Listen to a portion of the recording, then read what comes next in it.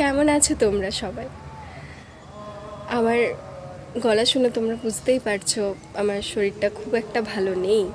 শুধু শরীর না, মন, পরিস্থিতি আমাদের কোনোটাই ভালো নেই। তাই এখন ভিডিও পোস্ট করা বন্ধ রয়েছে। বিভিন্ন কারণে বন্ধ রয়েছে, শুধু একটা কোনো কারণ নয়, অনেক কারণ, অনেক ঝড়, অনেক রকমের প্রবলেমসের মধ্যে দাঁড়িয়ে আছি।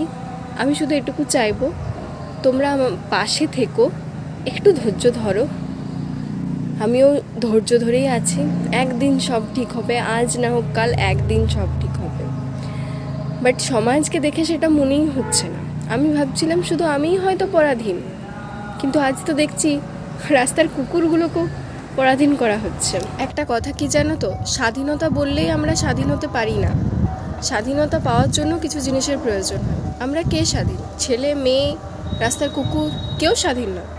আজকে তো একটা কুকুর কামড়ালে সব কুকুরকে শাস্তি পেতে হচ্ছে। আজকে চাকরির অবস্থা কোথায়?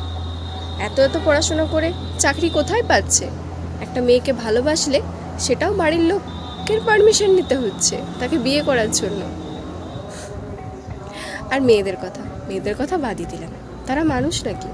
তাদের রাস্তাঘাটে বেরোনো যায়। আর মেয়েদের জায়গাটা এমন হয়ে গেছে, মেয়েরা কিছু বললে দোষ, মেয়েরা কিছু পড়লে দোষ, মেয়েরা বাইরে বেরোলে দোষ, মেয়েদেরকে কেউ কিছু করলে সেটা মেয়েদেরই দোষ।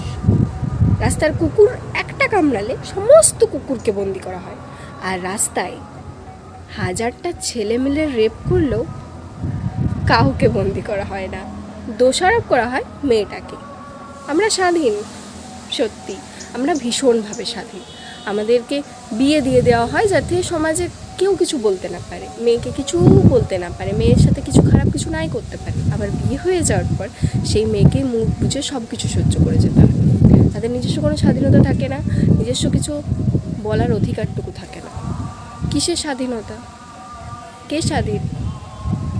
আমি এমন একটা পরিস্থিতি দাঁড়িয়ে আছি, আমি ভিডিও কন্টিনিউ করতে পারছি না, সেটাও আমার স্বাধীনতার অভাবের জন্যেই। আমরা এখনো